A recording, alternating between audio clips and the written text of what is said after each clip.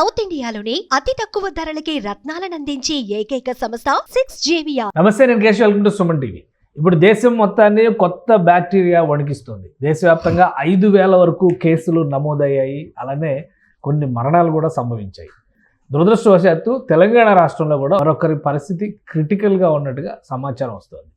ఇందులో వాస్తవం ఏంటి, అసలు ఈ కొత్తగా వ్యాప్తి చెందుతున్నటువంటి GBS గిలియన్ బ్యారీ సిండ్రోమ్ అనేటువంటి పేరుతో వ్యాప్తి చెందుతున్న ఈ వ్యాధి ఏ విధంగా సంక్రమిస్తుంది, దీనివల్ల వచ్చేటువంటి ప్రమాదాలు ఏంటి, ఉత్పాతాలు ఏంటి, మనం ఎంతవరకు జాగ్రత్తగా ఉండాలి, ముఖ్యంగా గైడ్ లైన్స్ కూడా మహారాష్ట్రకి సంబంధించి గవర్నమెంట్ రిలీజ్ చేసింది. అలానే వ్యాధి వ్యాప్తి చెందుతున్నటువంటి నేపథ్యంలో ఎలాంటి అప్రమత్తత పాటించాలి, ఈ అంశాలను విశ్లేషించేటువంటి ప్రయత్నం చేద్దాం. మనతో పాటు ఫార్మా స్పెషలిస్ట్ సుబ్రహ్మణ్యం గారు. సుబ్రహ్మణ్యం గారు నమస్కారం. నమస్కారం సార్. ఈ ఏంటి GBS సిండ్రోమ్? ఒక రకంగా ఏంటంటే కరోనా తర్వాత ఏదైనా వైరస్కి సంబంధించి కానీ బ్యాక్టీరియా ఒక వ్యాధి సంక్రమిస్తుంది అంటే ఒక భయం, అంటువ్యాధి లాంటిది, ముఖ్యంగా నార్మల్ వ్యాధులు కాకుండా అంటువ్యాధి లాంటిది ప్రబలుతుంది అంటే, ఈవెన్ ఇప్పుడు కలరా లాంటివి వచ్చినా కానీ భయపడేటువంటి పరిస్థితి వస్తుంది. అవును. సో ఏంటి కొత్తగా ఈ వ్యాధి 5,000 కేసుల దాకా వెళ్ళిపోయింది అంటారు. తెలంగాణలో కేసు నమోదైనవి, తీవ్రత పెరిగిపోయింది. ఏ విధంగా చూడాలి ఇవి? సార్, ఫస్ట్ ఇది ఇప్పుడు పూణేలో వచ్చింది సార్. ఈ అవుట్ బ్రేక్ యాక్చువల్గా పూణేలో వచ్చింది. ఇప్పటి వరకు 140 కేసులు కన్ఫర్మ్ చేసినారు.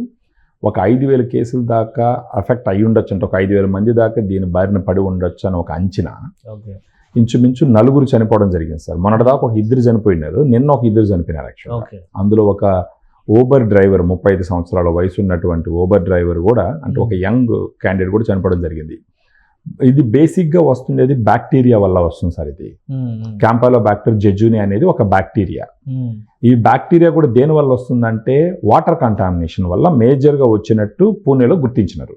వాళ్ళు కొన్ని శాంపిల్స్ తీసుకున్నారు. అది కూడా ఈ ప్రైవేట్ వాటర్ ట్యాంకర్స్ సప్లై చేస్తున్నటువంటి వాటర్స్ కానీ శాంపిల్ తీసుకొని చెక్ చేసినప్పుడు వాళ్ళకి క్యాంపాలోబాక్టర్ జెజుని అనేది కనుగొనడం జరిగింది అనమాట. అంటే శానిటేషన్ సంబంధించి ఒక పెద్ద ఇష్యూ వచ్చింది పూణేలో. దాని మీద ఇప్పుడు అందరూ వర్క్ చేస్తున్నారు యాక్చువల్గా. ఇది వచ్చి బేసిక్గా దేని ద్వారా స్ప్రెడ్ అవుతుంది అంటే, కంటామినేటెడ్ వాటరు, కంటామినేటెడ్ ఫుడ్, మెయిన్గా పౌల్ట్రీ ద్వారా వస్తుంది. సో దీని గురించి మాట్లాడుకునే దాని ముందర ఈ బ్యాక్టీరియా గురించి ఒకసారి మాట్లాడాల్సి వస్తే ఏంటంటే, ఈ బ్యాక్టీరియా ఒక్కసారి మనిషి శరీరంలోకి వచ్చిన తర్వాత మన శరీరంలో ఉండేటటువంటి వ్యాధి నిరోధక శక్తి జనరల్గానే ఇలాంటి బ్యాక్టీరియాస్ని, ఇలాంటి వైరస్ మీద ఫైట్ చేయడానికి ట్రై చేస్తుంది.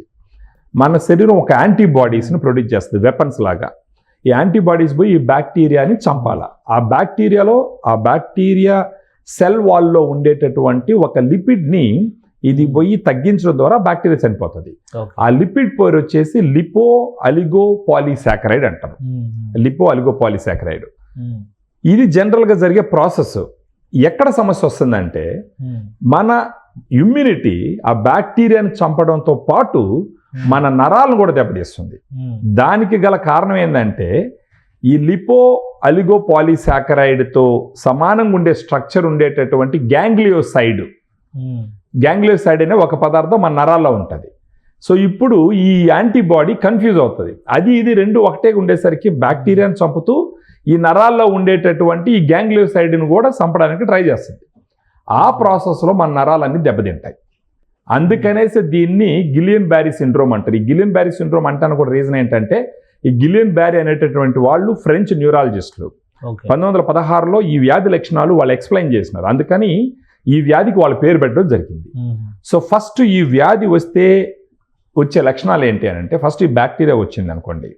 ఈ బ్యాక్టీరియా వస్తే డయేరియా వస్తుంది, కడుపులో నొప్పి వస్తుంది, తర్వాత వామిటింగ్ వస్తుంది. దాంతోపాటు కాళ్ళు సచ్చుబడడం, కాళ్ళల్లో సూదులతో పొడిచినట్టు ఇది అవ్వడం, అది క్రమేణా పెరుగుతూ వచ్చి పెరాలసిస్ వచ్చే మార్గం కూడా ఉందన్నమాట. సో ఈ ఎవరికన్నా సరే డయేరియా వచ్చినా, వామిటింగ్ వచ్చినా, తర్వాత మళ్ళీ ఏదన్నా ఇంకా కడుపులో నొప్పి వచ్చినా సరే ఇమ్మీడియట్గా డాక్టర్ని కలిసి ట్రీట్మెంట్ తీసుకోవాలి. వాళ్ళు టెస్ట్ చేసి ఒకవేళ ఈ బ్యాక్టీరియా కానీ అయితే ఇమ్మీడియట్గా దానికి ఉండే ట్రీట్మెంట్ ఏంటంటే, మామూలుగా ఇంట్రావీనస్ ఇమ్యునోగ్లోబులిన్స్ ఎక్కిస్తారు ఒక వారం రోజుల పాటు.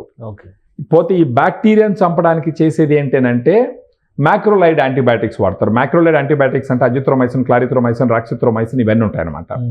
వీటితో పాటు రక్తం శుద్ధి చేస్తారు, ప్లాస్మా రీప్లేస్మెంట్ థెరపీ చేస్తారు. ఒకవేళ ఇనిషియల్గానే అక్కడికి పోతే గనక ఇవన్నీ చేసినారంటే చనిపోయే అవకాశాలు తక్కువ ఉంటాయి. ఇప్పుడు రీసెంట్గా నిన్న ఏజ్ ఫ్యాక్టర్స్ ఉంటాయా? ఏజ్ కొంచెం అంటే బేసిక్గా 35 ఏళ్ల వాళ్ళు కూడా చనిపోతున్నారు వచ్చింది. మనకి ఇప్పుడు హైదరాబాద్లో అంటే సిద్దిపేట నుంచి ఒక మహిళని హైదరాబాద్ కిమ్స్ హాస్పిటల్లో పెట్టినారు. ఆమె వచ్చి 25 సంవత్సరాల వయసు మహిళ. బేసిక్గా ఇది ఎవరిలో వస్తుందంటే మగవాళ్ళలో కొంచెం ఎల్డర్లీ పీపుల్లో వస్తుంది. ఇప్పుడు పూణేలో చనిపోయిన వాళ్ళు చూసినారంటే 60 సంవత్సరాలు 50 సంవత్సరాలు ఉన్నవాళ్ళు, ఒక 35 సంవత్సరాలు ఓబర్ డ్రైవర్ కూడా చనిపోవడం జరిగింది అనమాట. సో ఇది రావటానికి గల కారణాలు మేజర్గా మనం చూడాలి ఏంటంటే ఇది రావటానికి గల కారణాలు ఏంటి, ఇది రాకుండా ఉండాలంటే తీసుకోవాల్సిన జాగ్రత్తలు ఏంటి, దీని గురించి ఆలోచించాలి. ఇప్పుడు మనకు హైదరాబాద్లో కూడా ఒక కేసు చూస్తున్నాం. దీంట్లో ముఖ్యంగా ఈ బ్యాక్టీరియా ఉండేది వచ్చి పౌల్ట్రీ ఫుడ్లో ఉంటుంది. పౌల్ట్రీ అంటే చికెన్, ఎగ్స్. ఇప్పుడు చికెన్ ఒకవేళ తీసుకుంటున్నారనుకోండి, బాగా ఉడకబెట్టి కనీసం ఒక 2 గంటల సేపు ఉడకబెట్టిన తర్వాత, అంటే బాగా ఉడకబెట్టిన తర్వాత తీసుకోవాలి. బయట చికెన్ తినడం తగ్గించాలి.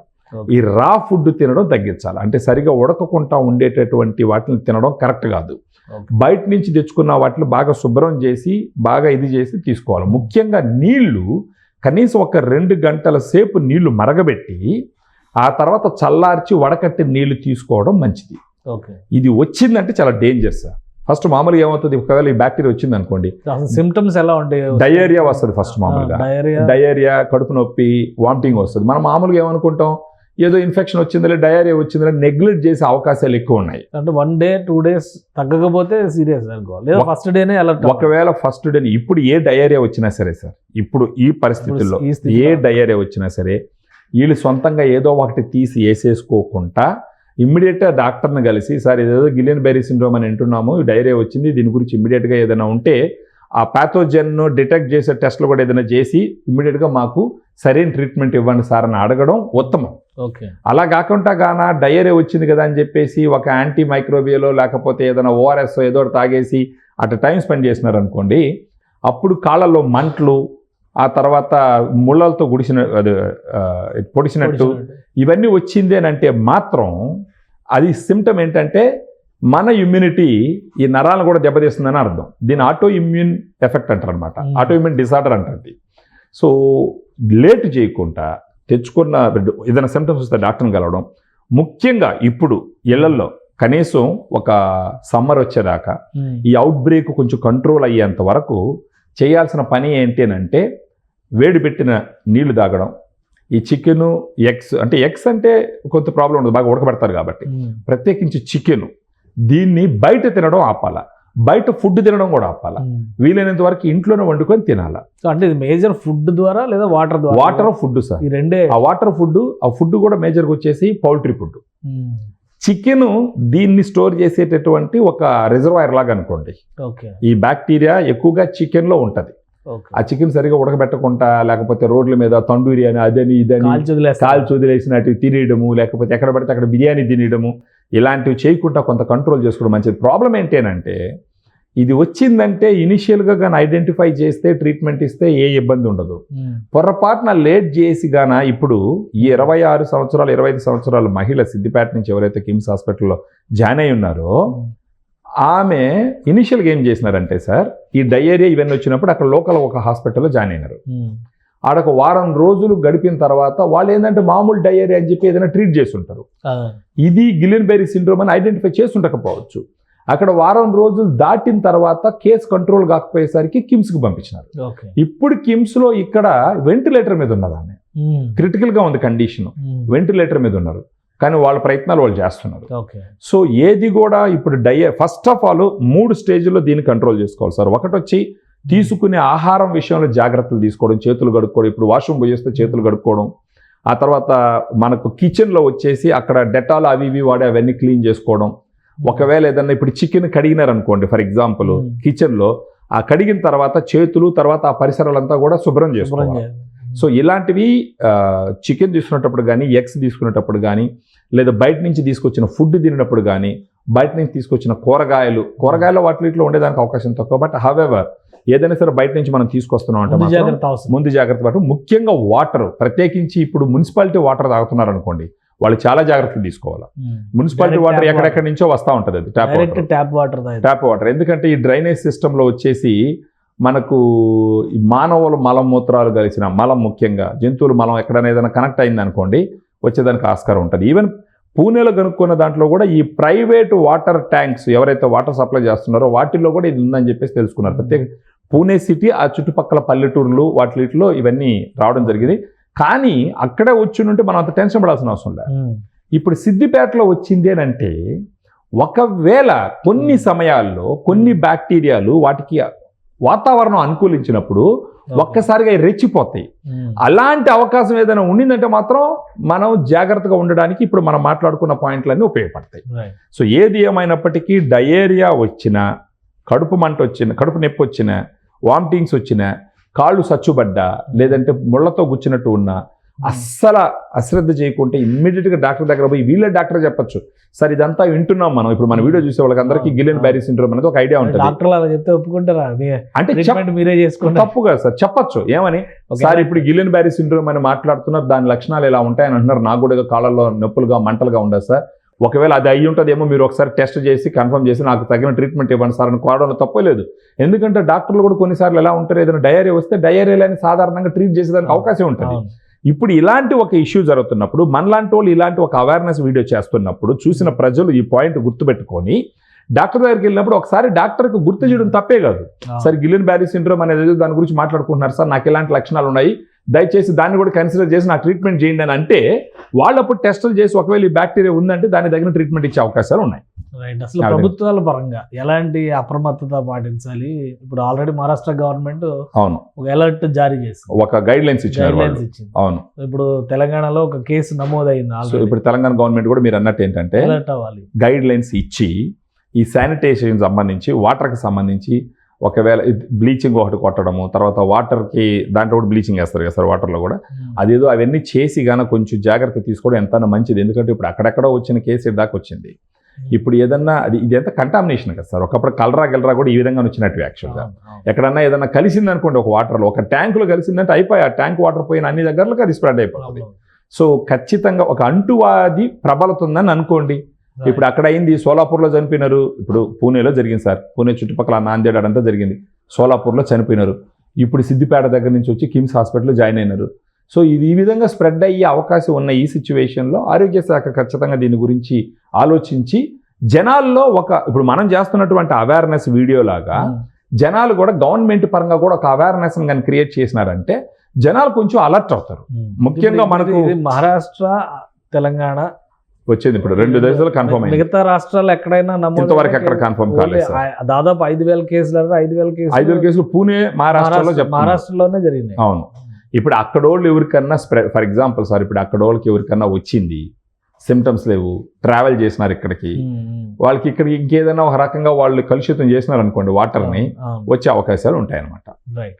థ్యాంక్ యూ సుబ్రహ్మణ్యం గారు విశ్లేషణ అందించారు. ఇది జీబీఎస్ పేరుతో స్ప్రెడ్ అవుతున్నటువంటి ఈ వ్యాధి పట్ల అప్రమత్తంగా ఉండాల్సినటువంటి అవసరం ఉందని సుబ్రహ్మణ్యం గారు విశ్లేషిస్తున్నారు. మహారాష్ట్రలో అత్యధిక కేసులు నమోదైనాయి, తెలంగాణలో ఒక కేసు క్రిటికల్ కండిషన్లోకి వెళ్ళినటువంటి పరిస్థితి ఉంది. ప్రధానంగా తీసుకునేటువంటి ఆహారం, తాగేటువంటి నీరు, వీటి విషయంలో జాగ్రత్త అవసరం, ఎక్కడ కల్తీ లేకుండా చూసుకోవాల్సినటువంటి బాధ్యత ఉంది అనేటువంటి అభిప్రాయాన్ని వ్యక్తం చేస్తున్నారు. ఇక ఈ బ్యాక్టీరియా కొత్తదేమీ కాదు, గతంలో ఉన్నదే, కానీ ఇప్పుడు స్ప్రెడ్ అవుతున్నటువంటి విధానాన్ని బట్టి చూస్తే కనుక పౌల్ట్రీ ప్రోడక్ట్స్, మంచినీళ్ళు, అలానే బయట తీసుకునేటువంటి ఆహారం, వీటి వలన ఎక్కువ ప్రభావం చూపిస్తుంది. ముదిరిపోతే కనుక అంటే 2-3 రోజుల్లోనే ఇది సివియర్ స్టేజ్కి వెళ్ళేటువంటి అవకాశం ఉంటుంది, కాళ్ళు చేతులు చచ్చుబడిపోయేటువంటి ప్రమాదం కూడా ఉంటుంది. కాబట్టి ఈ జీబీఎస్ సిండ్రోమ్ పట్ల ప్రస్తుతానికి అప్రమత్తత పాటించాలి. ప్రభుత్వాలు ఇస్తున్నటువంటి గైడ్ లైన్స్ని ఖచ్చితంగా అనుసరించే విధంగా జాగ్రత్తలు తీసుకోవాలి. ఇక మెడికేషన్కి సంబంధించి కూడా కొన్ని మార్గాలు ఉన్నాయి, అయితే కోలుకోవడానికి చాలా క్రిటికల్ కండిషన్స్ని ఫేస్ చేయాల్సినటువంటి పరిస్థితి ఉంటుంది. కాబట్టి వ్యాధి రాకుండా ఉండడమే ముందు జాగ్రత్తగా మనం భావించాల్సిన అవసరం కనిపిస్తోంది. ఇది special discussion. Keep watching. Suman టీవీలో మీ పర్సనల్ అండ్ బిజినెస్ ప్రమోషన్స్ కోసం కింది నెంబర్కి కాంటాక్ట్ చేయండి.